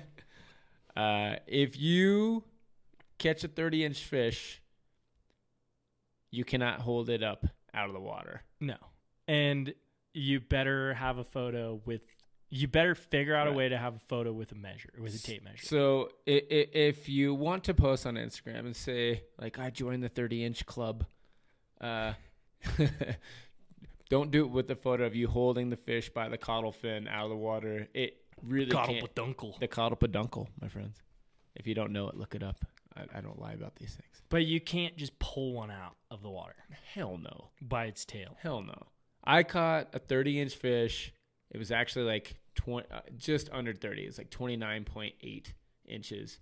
And one, it didn't fit in any bag of any net that I had at the moment. And You need a two, bigger net. well, So then your fish look bigger that's true. or smaller, depending. That's the problem. Is I always go with a small net, but okay, Well, go ahead. Sorry. bigger than that, more of the limbs. Having a big net just makes me, I feel stupid. Yeah. Because we all know. You look And everyone stupid, that sees me, you know. And then you have a giant net on the Arkansas. Okay. Sorry. Don't So- carry a giant net on the Arkansas. You look silly. You caught Yeah. So I caught a 29.8-inch fish, and there is no, I couldn't even get my hand around the caudal fin or caudal peduncle. think about catching a 40-incher. I don't know what that looks like. I can't even fathom that. We have, State record catch and release. yeah. I mean, that's insane. I would like But to. yes. That net, that fish isn't like net landable. So, like, I mean, Matt Miller, you know, we keep talking about Matt. We'll hear from Matt. Can't wait to get at Matt some on. point in time. It's Can't coming. wait to get I'm Matt not on. going to say when yet because we haven't quite determined when, but it's coming. But Matt caught and landed and measured and released a 28-inch brown out of the Gunnison River. And Was that the one on the streamer? yeah, he caught it on a streamer. And you know, he told me, he's It's a like, big dude, brown on the gunny. I couldn't have taken pictures of that fish without getting a tape on it. Yeah. There's no way. Right. And Matt's not a small dude. Like, you see him hold this fish, and you're like, holy shit. Right. That is a big fish. And then you see the picture with the tape, and you're like, all right, I believe you. Straight up. I believe you. It was Right. 28 inches. Right. If you're going to make the claim, And it was a monster, dude. It was a Right. monster. if you're going to make the claim on a 28, 27, Even at 27. Like, even with my client, like, it was one of those times where he's like, all right, I'm going to kill a fish, or I'm going to put him in the boat and measure Right. him. and for all the people out there listening, don't kill a fish No. for your We ego. did a rough measure. Right. You know, where it was like, hey, it could be anywhere between 26 and a half or 27 and a Right. half. And I put it in the middle of 27. Right. It was like, I'm comfortable with that. That, you know, it was like, we're going to kill this fish. We've already chased him Yeah. 200 yards. We've already Worked- fought him that for fish 20 was minutes worked, right. on 5X, you know, which felt bad, but we got him. And he released fine. He was healthy, and he's going to go eat more pellets. Sorry. But Maybe a potato true. chip or two. Who yeah, knows? who knows? He's a opportunistic. But I have seen fish on the gunny that have probably come up from the lake Right. that are monsters. Right. That are, I've looked down in holes, like, or in low water, and seen logs that all of a sudden start swimming. Right. And you're just like, holy shit. They're in there, dude. They're there. They're there, and a lot of them aren't pellet fed Right. fish. They're big fish. Right.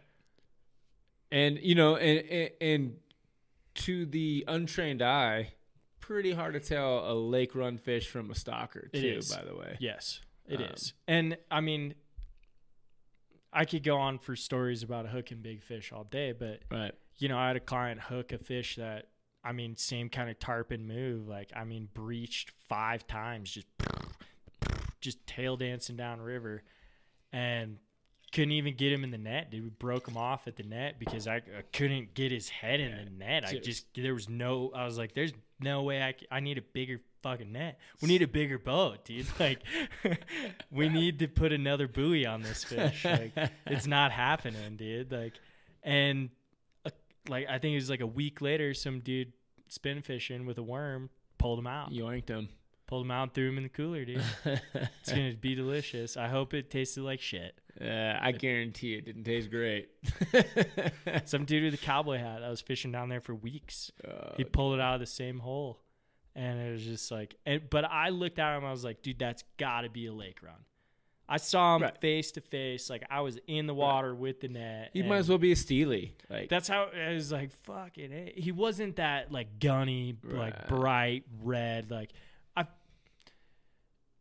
and that's why I was kind of like, all right, this could be a lake run fish. It could have been a pellet fed fish from back in the day that moved downriver. Right. Who knows? Because it was more on the silver Right. side. So, yeah, kind of chromy, Yeah. maybe even a little beat up, but you catch a lot of chromers down next to the lake that True. are footballs True. that fight like hell, and you're like, holy shit, this is a True. lake run fish. Yeah, I mean, they're not, most of the fish on the gunny, and they do happen, and you catch them pretty often, but they're not like, they're not tailwater fish eating micey shrimp. No, they're not having that bright Right. color. To them, Eating carotenoids all day long, so they're just vivid eating red carrots, carrots. eating carrots. We need to have a science podcast. We do, man, because I'm really bad at that. And I just You're make one fun hell of a it. fisherman, but we got to get you up to par on the. I'm learning. That's why I'm doing all this. That's true. You I'm are getting learning. better. I'm trying to learn.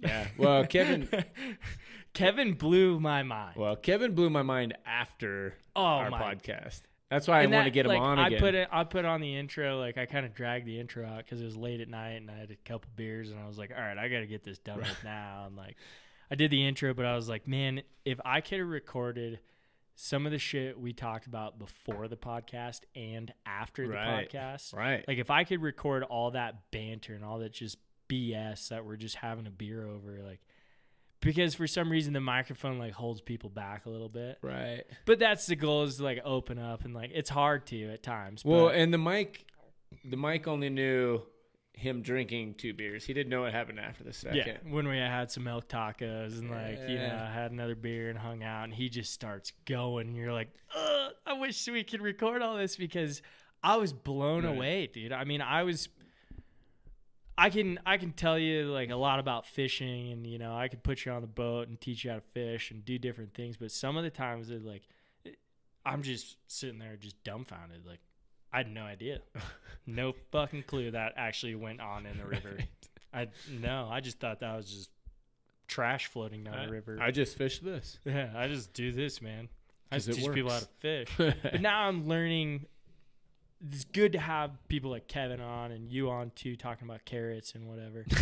But like I can learn, I can pick up that stuff and be able to make clients have a better experience too, where I can bring this kind of science to it. And they won't know any better if I say it wrong. Right. Like, oh, they eat carrots. Well, word of the day is caudal peduncle. Yeah, caudal peduncle. Like, grab by his caudal peduncle. You don't just tell people, they just do. That's Yeah. where you grab. Just do it. It's the caudal peduncle, Like, man. you should know better. That's one hell of a peduncle on that fish. But it's good. We've been focusing a lot about how to keep people entertained on the podcast, how to keep people interested. And yes, it's having people on that are entertaining, that have something to say, actually, not just us bullshitting and drinking beer, which we are doing right now, but we are talking about stuff that's interesting. But for me to grow and learn and listen to people talk and have people on like Kevin Alexander, I can learn a lot from that and be able to put that into different podcasts as well and help grow the audience of the podcast. But also, again, like I said, help my clientele, and just, if it's a tough day and you're just bullshitting, talk about some of the science of the river, talk about some of the bugs of the river. I need to know more about that. So We all do. I'm learning, and it's fun to learn. Yeah, and that's one cool thing about fly fishing is, and I think any fly fisherman, I don't care if you're Lefty Cray, Jason Booth. I just put those two in the same me. Jason Booth's a badass. But He is a badass fisherman. I mean, you take any of these guys. If any of them would tell you they've learned it all, that they know it all, that there's nothing more for them to grasp.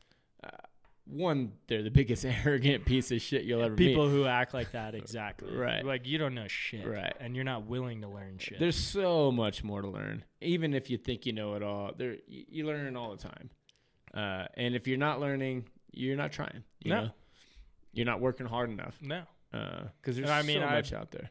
I wrote an article a couple years. Well, I just wrote one off of fucking bullshit. I was like hanging out, like writing some stuff down about guiding and just kind of venting a little bit, and ended up it kind of was a okay article, and submitted to Gink and Gasoline, and they ended up posting it. And they're like, man, this is great. You know, we're gonna tune it up. You're not the best writer. And I was like, I know that. You know, we're gonna go over a little bit, but it was 4 tips to being a better guide, and one of them was continue to learn and grow.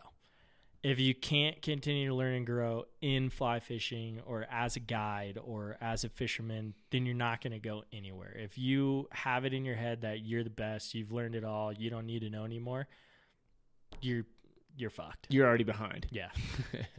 Because the people who are out there who are asking questions, who are trying to learn, who are trying to do it, then that's good. That you're continuing to learn and grow about the sport, whether it's saltwater, whether it's freshwater, whether it's trout, whether it's bass or carp or whatever. Right. Like, you're always learning.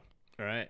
And you know, for everyone listening to, like, get ready for the plateaus. God, the plateaus suck, where you just like you think you figured it out. Right. You think you figured it out, and you just don't know how you could learn any more. And then you're not hanging with the right people. Right, exactly. You need to step your game up. And a lot of times literature can't do that for you. Yeah. A lot of times literature can. Read all you can. I challenge you to read all you can, to learn as much as you can. But fish with people. Fish with people that, you know, for me, I've learned so much from you, you know, from just like little mins to depth, to weight, to, you know, just little simple shit, but it's like you might not have picked that up on your own. One little nuance can make your day. Can be a 3-fish day or a 20-fish day. One little nuance. I fish with people a lot who, you know, they enjoy fishing, they get out, but they don't get out as much as, like, let's say I do or you do or whoever. Right. And, you know, you're fishing with them and you start picking up fish on something. And you're like, hey, yeah, I'm fishing this bug. They throw on that bug. They're still not picking up fish. Right. And you're like, okay, let me see your rig. You know, and it's a weight issue, or it's a depth issue, or it's a mend issue, it's a presentation issue, it's something that they're not quite picking up. You're like, hey, I can see that. It's not a bad thing to have somebody stand behind you and watch you. No. I love when people do that. I do. Like, it depends on the person for sure, but I do love somebody standing behind me and be like, hey, try this. Right. Do something different. You know, and I challenge myself every day, because I know, like, this podcast isn't about me. Right. It's not about you. It's not about me knowing everything, because I don't. Right. I'm not making this to do this. No, the whole point of that. The whole point is to just share what I have is what I know, and I'm learning from it, and to share what I know as a guide. You know, just little things, little tidbits. If I could help anybody in any way fishing, then fuck yeah. But I challenge myself every day. If I'm not catching fish, I try to. There's definitely points where, like, Pleasure Park, where I'm like, fuck this. I'm over it. I'm fucking over it. But there's definitely times where I go out alone and fish, and if I'm not picking up fish, it's like, all right, something's wrong. Right. Something's not right. All right, let's change the depth. All right, nope, that's not working. Change bugs. Okay, that's not working. Change weight. Okay. And you go through all these little things to try and figure it out. And then once you do, you're like, boom, I did that on my own. I figured it out. It was process of elimination. Light bulb. Yeah, and you're like, I got it. I can do it now. And that's... And then you move to the next hole and get your ass kicked. Yeah, exactly. And then you have to go through the same things all over again. And I don't take, for the most part, like, once, like, I'd say once, like, spring hits here, I don't take no for an answer. Right. If I'm not catching fish, there's a reason to it. It's not that they're not eating. Exactly. You know, it's like, hey, I'm doing something wrong. Right. And yeah, you don't see that all the time when I'm at Pleasure Park. You love your like, they're not fucking fuck this. You get the winter blues, something fierce. Yeah, it's I get winter blues hard, but once spring hits, it's like boom, boom, boom. It's fucking game on, and these fish are eating. They're hungry. If I'm not catching them, there's something wrong with me. It's on you. Yeah, and I got to fix it, and I'm gonna work until I do. And that's how I treat my guiding as well. You know, it's like I'm gonna work until we figure it out. Right. Sometimes if I know the bugs are working, it might be you. You know, and you got to understand that. They're like, hey, I'm going to come at you and be like, you're not doing it right. And I might do that to you if you're on the boat, you know, like you know how to fish or whatever, but you might not be picking up as many as I think you can. When I know the bugs are working or whatever, I go, hey, fix this, change this, maybe try this, get 5 inches closer to the bank. Exactly. I had a buddy out. Well, that's my problem. You're always like, you're not close enough to the bank. I was like, I don't know, I'm pretty fucking Yeah, close. you're like, you can get close. Like if you're in the bushes, you're close. If you're That's playing- good. If you're losing flies in Yeah. the bushes, you're close. If you're not playing with fire, exactly, that's the whole thing. You're gonna lose flies. If you're fishing out of a boat, like the thing is, like on the bank is different because it's such a weird environment. Because when you're on the bank, you're fishing the middle of the river, right? but when you're in a boat, you're fishing the bank. And occasionally you fish the middle of the river, Right. But it can change up from wherever, but. You know, like I tell people all the time, like closer, get it closer, get it closer. I had a buddy who's Like this, it's so skinny. yeah, and you're like, dude, get it there. You know, you got to put it there. I had a buddy I grew up fishing with who's gotten more into fly fishing, and I'd love to attribute that to me. I don't know if it is, but love to attribute it to me, where I got him more into fly fishing, and he wants to fish more. But I put him on the boat, you know, I think it was 2 summers ago. And the fishing was lights out, dude. It was like middle of June, and it was just unreal. Right. And we weren't catching fish. And he's like, well, I don't understand. I'm like, closer. Cast again. And he's like, I'm close. Cast again. Get closer. I'm close. No, you aren't. You're Get not it close on enough. the bank. I want your hopper and dropper on the bank. I want you to pull your droppers off the bank Right. into the river. If you're losing bugs, you're doing something right. And that's the hard part. Right. And you got to risk it for the biscuit, dude. Absolutely. You do, man. You do, And man. It's worth it, man, too. It is, Especially dude. if I'm fishing your flies. Yeah, right. It's like you got nothing to lose. If I'm throwing your tackle, I could throw all day on the bank. I mean, exactly, chuck it on the fucking bank. I'm dude. just casting at bushes. Oh yeah, do it. Oh, is that a Just willow? Throw money in the tree, dude. Why not? Fucking get it in there. If it's your bugs, I'll go for it. But no, it's it's a tough thing for people to understand that you got to continue to learn. Yeah. And fishing with people who are better than you is intimidating as it can be. It's good.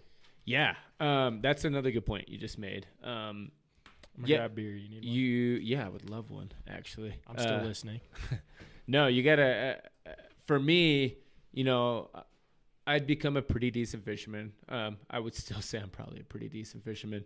I'm not a great fisherman, but the scary thing for me was going out and fishing with better fishermen because I was afraid of the judgment of like, well, I'm roll casting 30 feet shorter than you, or Who cares? I can't hit the mark, or I'm gonna miss a bunch of fish. But swallow that pride. Yeah. Swallow it. You have to. There's no better way to get off those little plateaus that you can't seem to get off of than fishing with someone better than you, or someone that fishes different than you. Yeah. There's always something to learn. And that's the cool part about this sport is even with whether it be tying, there's so many different aspects of this sport that you can get just engulfed in all these things. I mean, and it's hard to keep them all sane, you know? And like, I mean, I get really into tying and I get so scientific and I'm like, oh, proportions got to be perfect. And it's like, it doesn't always. Right. You know, and I've learned that where like sometimes I'll tie a fly that, you know, maybe a dry fly that looks kind of shitty. I'm like, it's going to fish the same. Yeah. Just because it doesn't look good to me. Yeah, fish can't count, man. They can't. They're not going to be Might like be missing a leg. That doesn't look just like a missing link caddis. Right. You know, I'm not used to that. You know, they're not going to be like, oh, that hair's out of place. That leg's whopper jawed. You know, they don't know. Right. So I mean, it's all of it. You know, fly tying, building leaders, tying knots. Knots you can't really skimp on. You got to learn as many knots as you can in time proficiently. Tie good knots. Do you have to? There's definitely times during the winter where I get bored where I just pull out line and like I'm like, okay, I gotta re-up on my blood knots. I gotta re-up on these. I gotta learn this knot. I gotta do this because you can never have too many knots. Right. Yeah. It's a world. I tell clients all the time, like fly fishing is a world of tying knots and untying knots. You have to learn to do both. Yeah. And when you can't, cut your losses and try again. Mm-hmm. and literally cut your losses. Yeah, you can really learn how to master your zen on doing a good windy. Oh yeah. But there's so many aspects. Right. And there's nymphing, there's dry fly fishing, there's streamer fishing, there's all these different things. Checking. Yeah. Oh yeah, there's Euro nymphing now. There's Tenkara. We don't need to talk. We're never going to talk Tenkara, but there's all these different. I doubt it. I fucking hope we don't talk Tenkara ever. We are now, so we can talk about shit. we could talk about my 2-weight. Yeah, but no, I don't want to. But you're never going to stop. No. And when you think you peaked, you didn't. Right. There's more. Right. Yeah, and don't let the plateaus, like I keep talking about these plateaus because I can only equate it to my experience. I just get on these plateaus where I'm not getting any better, I'm not getting any worse. I'm still catching fish, but I could be doing better. I'm missing fish I shouldn't be missing, or I'm not accessing fish that I think I should be accessing. If you're one of these guys, it happens to all of us, and you just kind of, fish with other people. Step your game up, read. Try something new. Yeah, try something new, exactly. And don't bore yourself out either. Don't stress yourself out. No, if you're fishing. Yeah, if you're struggling with nymphing, throw streamers. Fuck it. If you got to pick up a couple and just get your shit going. Right. Pick up a couple of fish and boost your morale a little bit. Do it. Just make sure it's fun. Like don't let it become some homework project that just it's painful to do to where you stop enjoying it. And I've done that. And I'm sure you have too. Definitely. To where every day I go out, it's like I'm taking notes. I'm only thinking about the fish I'm missing. I'm not enjoying what's around me. It can happen. It gets tough. Yeah, and it wears on you. Yeah, you get caught up in your own Then shit. all of a sudden you're not having fun. Right. And you're like, now this is something different. Mm-hmm. This is not something I thought I was getting into. I mean, do you remember? Go ahead, sorry. No, I remember the days I was first dating my my fiance, Paige, and I was just starting to really understand the nuances of fishing. I was really starting to kind of master my trade, at least master the ability that I was able to access at the time. And I remember I'd come home all the time. Paige would be like, "Do you have fun?" Like, "Yeah, I had a blast." "Did you catch a bunch of fish?" No. "Not really." But a goat walked up on me on the Taylor. That was cool. Right? Wow, a sheep. But yeah, I mean, it's those little things you have to really appreciate. Just like we were talking about at Pleasure Park, you're like, you know what? Fuck this. This is ridiculous. I'm just out here beating my dick against the wall. And, I'm like, yeah, but you never know. Yeah. We could have come home with a 28-inch rainbow. You never know. Yeah. And we had a blast, too. We ate some good charcuterie. We There's did have another some word. good charcuterie. It snowed on us for a minute. I drank a little beer, sipped on a little whiskey. And like, I it's a good definitely day. get like that, especially during this time of the year. I'm like, fuck this. I don't know why I'm here. I should just sit in my house and just tie. Right. And it's good to get out and go do that stuff, but you gotta keep reality in check. And you got to be like, hey, what the fuck am I doing? I'm fishing right now. I'm not working. Right. This is good. Right. I get to do this. Yeah. I was on a 4-dayer, Yeah. so I'm pumped for life. Yeah, you were on 4-day weekend, and it's like, cool, I get to go do this shit. And you got to take those opportunities and roll with them. Yeah. And me being able to take people out on the boat, like, anytime I get to be like, hey, Ryan, can you fish? Can you go float, dude? Right. Like, let's go float. And you're like, fuck yeah. Like, it might not be good, but we've had a lot of great times on the boat where it's like, dude, fishing's insane. And we've had a lot of times where we had to call it because it was blowing snow in the middle of fucking April. And you're like, we got to get off the boat, dude. Like, we got to call it early. That day was brutal. That was a shitty day. We've also had some of our best days where we caught 2 fish, and I forgot how to fish because I got so drunk. That'll happen too. But yeah, I mean, we could just sit here and beat a dead horse, but it's like, I think a lot of people don't understand that it's just, you're never gonna be good. Right. Never. Right. And that's hard for people to get. Right. I mean, I grew up playing baseball, being a competitive baseball player, and I was like, dude, I'm gonna be. Yeah, you played soccer. You know, it's like I'm gonna be good. I'm gonna be the best. Right. You still never will. People might be like, yeah, that dude's really good, but Always someone better. there's always someone better you've never heard of. Right. And that's the point of this, what we're doing here. Yeah, exactly. This is, and when you first came to me with this too, talking about let's do like the most realistic podcast guide cat, you know, like the most realistic thing we can do. Let's talk about crappy days on the river. I like that we're wrapping it around right here. Let's talk about, you know, fish we missed. Let's talk about fish we never even were good enough to access. Like, let's talk about the shittiness of fishing, and the money we put into it, and the pain it's caused us. Oh yeah. And you know, let's talk about the real shit about fishing, not just big fish in Instagram photos. Yeah. Which is what I really like about this podcast, which is why I want to be a part of it. I'm so glad we wrapped it back around full circle to this. Right. Yeah. Me too, actually. I don't know how we just did that. don't know how either, but we did wrap around full circle. But yes, we have spent countless hours into wee hours of the night, you know, where we can't hardly see or stand. I mean, I'll say it for sure. And we might not remember it, but we have these conversations nonstop where it's just like, hey, you know, and we decided the other night, it's like Ryan's going to be on the podcast. And we're going to dedicate, you know, a day or so out of the month or out of the week or whatever we can do to put him on here, because the way he put it to me, the way you put it to me was that this is something you want to be part of because of how we're putting it in perspective. Right. I believe in your mission statement. It's not the Instagram post. It's not like, obviously I have to, you know, I post on Instagram for, you know, to get people to listen. I want people to listen. I'm not making any money off this. I'm doing it because I like to do it. I like to share the passion, the knowledge, the vision. And that you saw it and went, yeah, I want to be part of this. Like, how can we make that happen? And we are. And even this podcast right here, where we're just bullshitting and talking, we are talking about the passion, the vision, what we're into. And the reality of it. And the reality, dude. Like, I mean, we were out at Pleasure Park the other day and eating some charcuterie. I broke out my net, placed it in the water, and said, I'm going to take a picture of an empty net.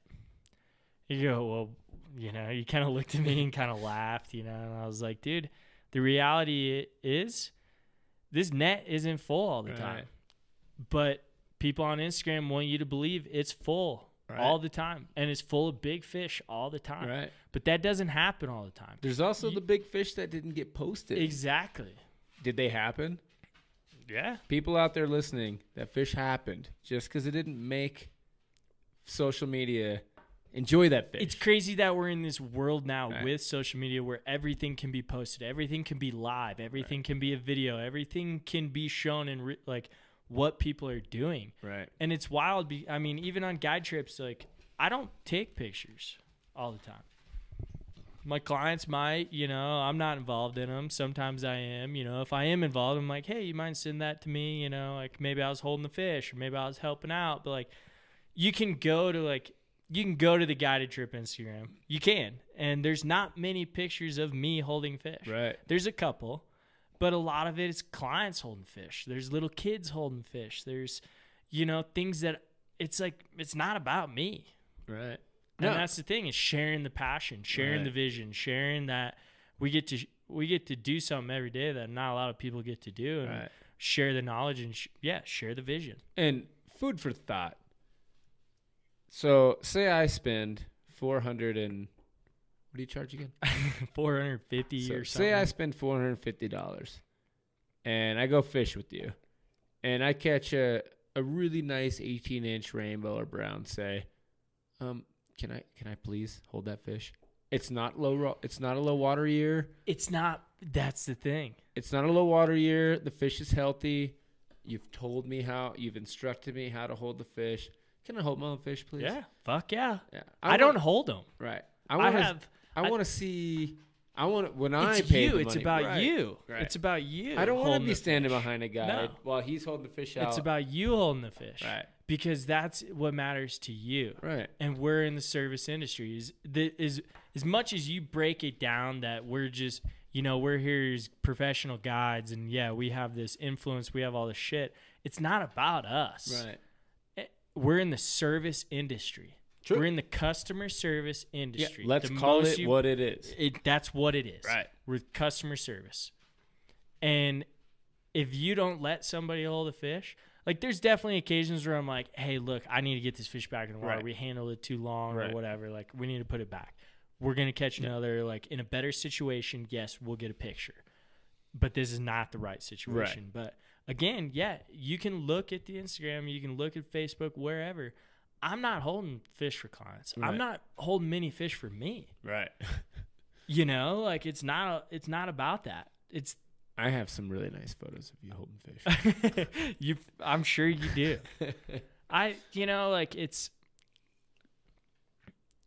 I don't take photos. I'm really bad at it, Right. and I've started to take more. Now that I've done a little bit of podcast work, where I'm like, I need to just promote it a little bit. And you need to promote you in this day and But age. I need to promote everyone me else as a is, guide too. Because everyone else is promoting the shit out Oh of yeah, and themselves. catching big fish and whatever. And that's why I was like, dude, I want to post an empty net photo. This is what you could get. Yeah. Like, this is what happens when you go fish. You're going to get a lot of phone calls. Yeah, they're like, motherfucker. But yes, I take a lot of pictures of clients holding fish. Right. I take a lot of pictures of clients having fun. There's definitely a couple of me holding fish, but I get to fish for like 2 or 3 weeks, when the fishing's good. Right.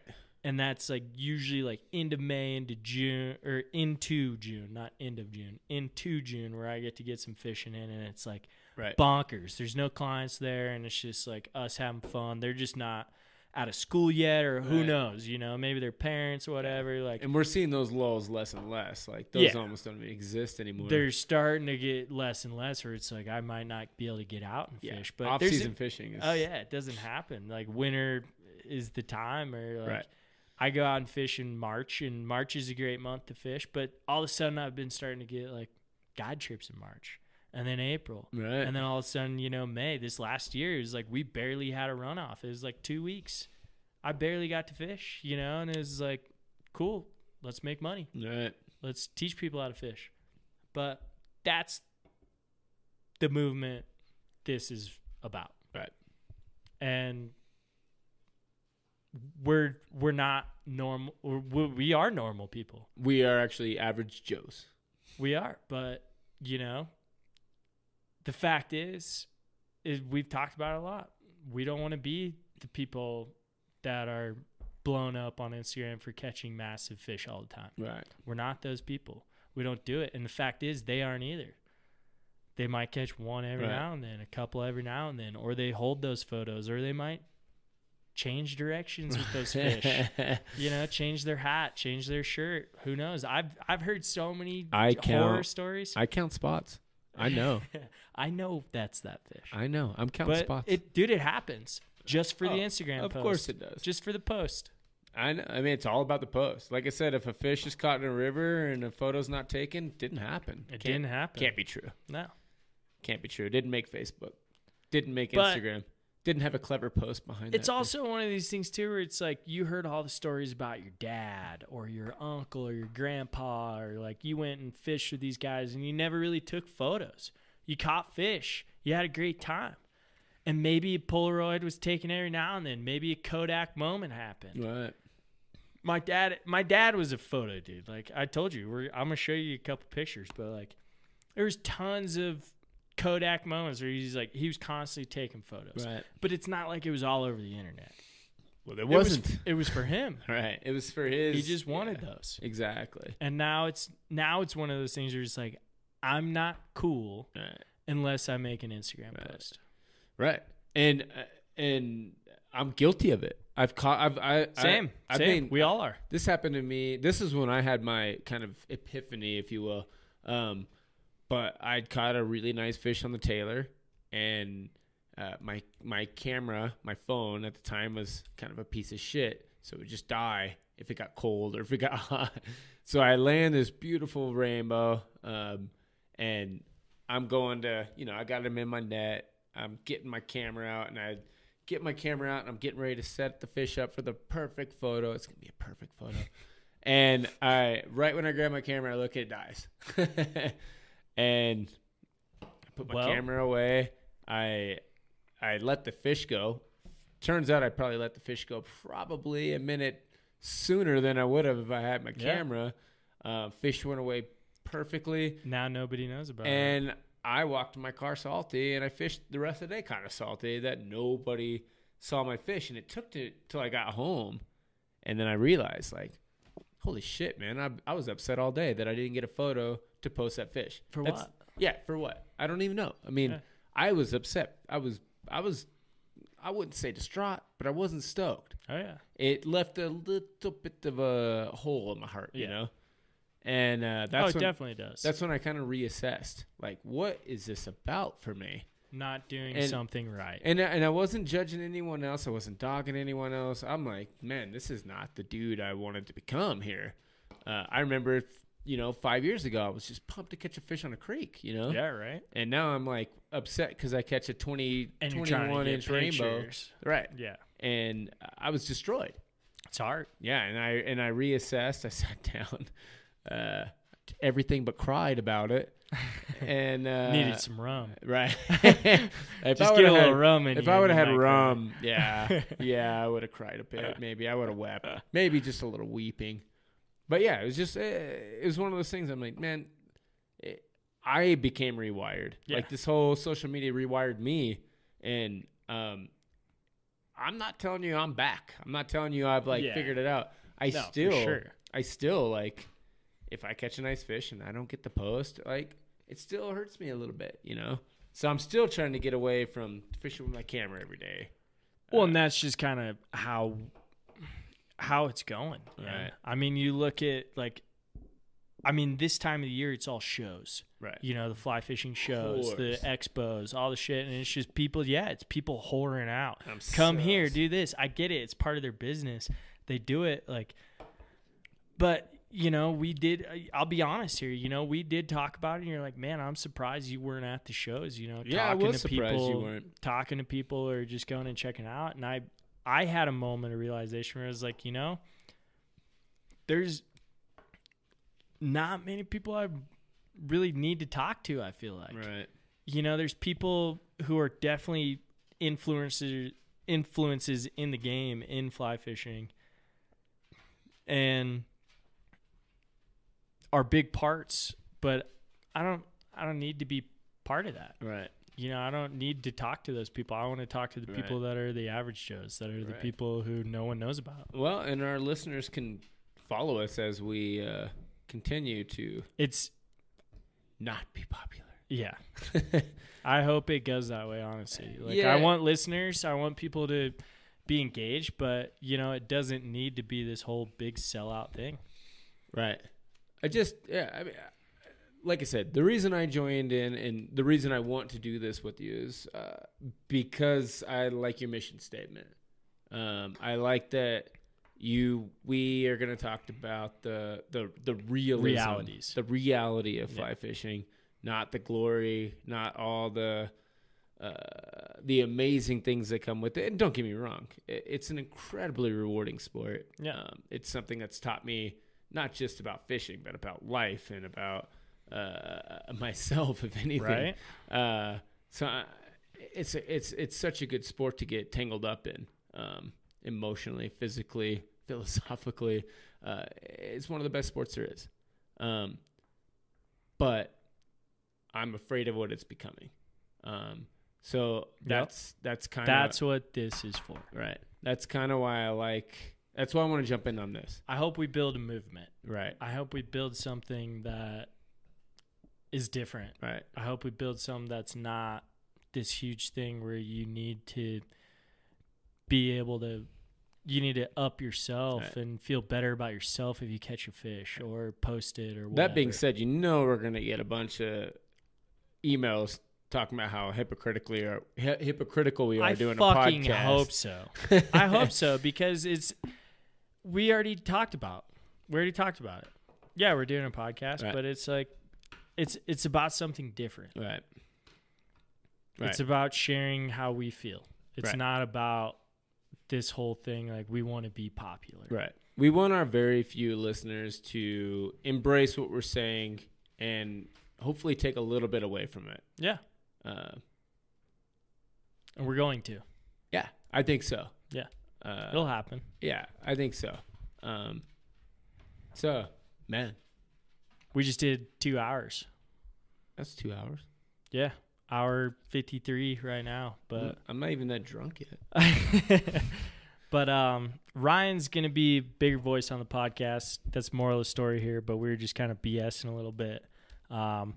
Get to know Ryan a little bit and just kind of our movement, what we want to do with the Guided Trip podcast, and what our mission is, what our aim is towards. Yeah. And it's about a bigger cause than just being popular and being on Instagram. And, you know, yes, we do post, we do put things on Instagram, we do show fish, we do all these things. We promote ourselves for sure. No, I mean, there's no lie about that, but True. we're doing it to get out a mission, Yeah. to get out a vision. And So, feel free to send us some pictures of your empty Send- nets in a yeah. beautiful place. yeah, send empty nets, send empty beer cans, send it all. Like, we want to see it all. We want to see emails. We want to see people talking about it, because we want to be able to move people with this. It's not just it's not just something that, I mean, to gain popularity and likes, Right. followers. No. It's not that. Nope. We just want you guys to know that we're just like you. We fish hard, Yep. and we have 2 fish days every now and then. My chair just fucking broke. Gary. My chair just broke. I just fell out of my chair. See, knowing we don't have any money to buy new chairs, because my chair just broke. I literally just fell out of it. But yeah, fuck. And we fish It about wasn't my chair. as dude. well as we carpentry. It's So my landlord's chair.